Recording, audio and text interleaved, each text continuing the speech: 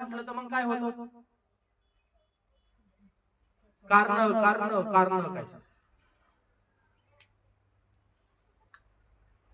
का असं करावं आपण? कशासाठी आपण असं करावं?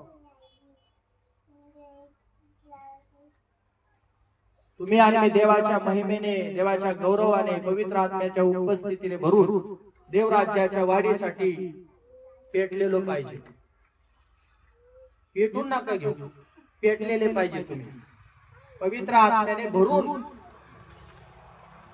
वचनाने भरून, देवाच्या स्तुतीने भरून, देवाच्या महिमेने भरून देव राज्याच्या वाढीसाठी तुम्ही आवेशी पाहिजे. दुसऱ्या भाषेमध्ये सदैव तयार पाहिजेत, रेडी पाहिजेत. बरोबर आहे ना? तयार पाहिजे तुम्ही आणि पण असं दिसत नाही आपल्याला. कोणाला म्हटलं का प्रार्थना करा, नाही ते करीन ना. कोणाला म्हटलं का गाणे गा, नाही ते करीन ना. कोणाला म्हटलं हे काम करा, नाही मला करता येत नाही ना, तो करीन ना.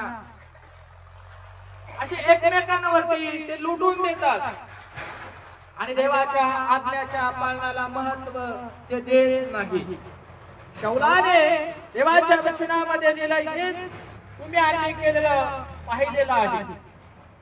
त्याच्यामध्ये तुम्ही 10 पासून तर 16 वचनापर्यंत वाचलं तर तुम्हाला मला सगळे डिटेल त्याच्यामध्ये समजून येईल काय लिहिलेलं आहे. तर आपल्या समोर देवाने ठेवलेलं आहे की बंडाळी किंवा चिटू हे एक पापासारखे आहे जर तुम्ही आणि देवाच्या वचनाचं पालन जर नाही केलं तर. आणि दुसरी गोष्ट आहे हट्टीपणा, हा मूर्तीपूजापेक्षा वाईट आहे. असं नाही की तुम्हाला एखादी मूर्ती बनवली आणि त्याची उपासना आराधना हे नाही सांगत. ही जगिक आहे. आध्यात्मिकरित्या देखील तुम्ही आणि याच्यामध्ये पडतो. म्हणून आपला हट्टीपणा काय आहे ते सोडला पाहिजे.